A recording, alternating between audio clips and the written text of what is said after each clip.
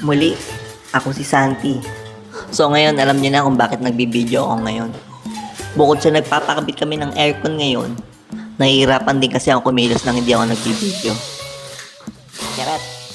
So yun nga, ayan, nagbabarena na si kuya. Binubutas yung padam namin. Siyempre, dyan dadaan yung hose ng aircon. So, bakit nga pala kami nagpakabit agad-agad neto? Siyempre, buntis si Mrs. Siyempre, kailangan namin ng malamig na klima. So, yun nga, may nabasa kasi kami dito sa Facebook nung nakaraan is may bata nga po na stroke dahil sa init. So, agapan na natin yon. Prevention is better than cure. Dapat secured natin yung pamilya natin, lalo sa gantong panahon. Huwag tayong mabahala. So, kung kailangan mangutang tayo. Joke lang. So, yan. Dito naman kami sa outdoor ngayon. Ikakabit nila yung pang-outdoor na exhaust fan. Yan, nagpatulong nga sila sa akin kasi nga sobrang bigat na yan. 2.5 horsepower nga pala yung pinakabit namin aircon kasi nga high ceiling yung bahay namin. Ayan, kunwari tutulong tayo dyan. Pansinin nyo ako kung paano ako mag-alalay dyan.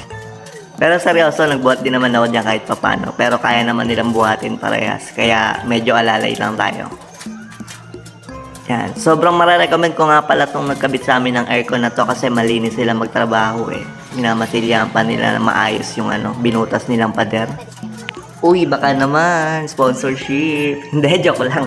Ate nga pala ng tropa yung nagkabit sa atin ng aircon. Baka gusto nyo magpakabit dyan, pwede kong iwanan sa inyo yung number nila. Recommend ko to kasi sobrang linis ka nila magtrabaho.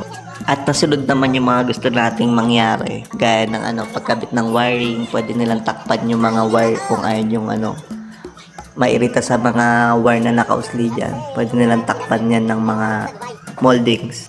So yun nga, balik naman tayo dito sa pagkabit nga ni kuya ng aircon. Sobrang nahirapan sila dyan kasi sobrang init talaga ng panahon. Tutok na tutok sa bahay namin yung init. Ewan ko ba kung bakit yan lang mainit sa tapat ng bahay namin.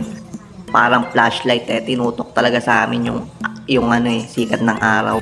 Kaya hindi na naiwasan ni kuya maganap sa akin ng payong. Kaso hindi nga uso yun eh. Kaya gumawa na lang siya ng paraan, takpan man lang ng karton yung silong niya. So yun nga, ito nga pala. Tingnan nyo kung paano sila magkabit ng wiring. Sobrang linis niyan. Yung may butas na yan, mamasilyahan pa nila yan pagkatapos nilang wiringan. So yan nga, yung exhaust nakabit na nila. Yan, nagbabacuum na sila dyan sa bandang part na yan. Bago nila buksan yung aircon yan, ikot ko muna kayo sa bahay namin. Yan, tingnan nyo kung gaano kalinis yan. Hindi litaw talaga yung hose ng aircon dyan sa loob ng bahay. Direkta tagos dyan sa labas. Yan, kita nyo naman kung paano sila mag-wiring.